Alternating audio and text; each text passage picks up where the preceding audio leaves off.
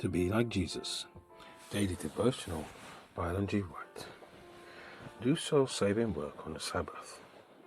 May 13th. I will make a man more precious than the fine gold, even a man than the golden wedge of Ophir. Isaiah chapter 13, verse 12. If it was right for David to satisfy his hunger by eating of the bread that had been set apart to a holy use, then it was right for the disciples to supply their need by plucking the grain upon the sacred hours of the Sabbath. Again, the priests in the temple performed greater labor on the Sabbath than upon other days. The same labor in secular business would be sinful, but the work of the priest was in the service of God. They were performing those rites that pointed to the Redeemer's power of Christ, and their labor was in harmony with the object of the Sabbath. But now Christ himself had come.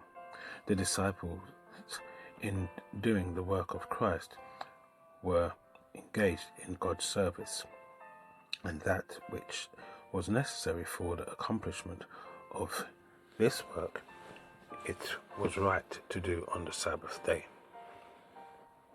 Christ would teach his disciples and his enemies that the service of God is first of all.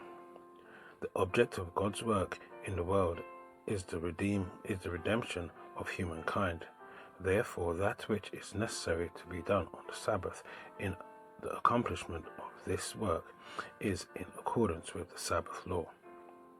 Jesus then crowned his argument by declaring himself the Lord of the Sabbath, one above all question and above all law.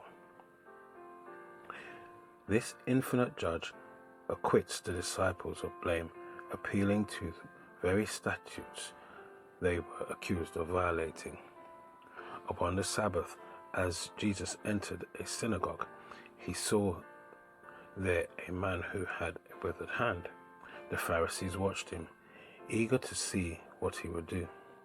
The Saviour well knew that in healing on the Sabbath he would be regarded as a transgressor, but he did not hesitate to break down the walls of traditional requirements that barricaded the Sabbath. Jesus bade the afflicted man stand forth, and then asked, "Is it lawful to do good on the Sabbath day, or to do evil, to save life, or to kill?" It was a maxim among the Jews that a failure to do good when one had opportunity was to do evil. To neglect to save life was to kill. Thus Jesus met the rabbis on their own ground, but they held their peace, and when he had looked around about them with anger, being grieved at the hardness of their heart, he saith unto the man, "Stretch forth thine hand." And he stretched it out, and his hand was restored as the other.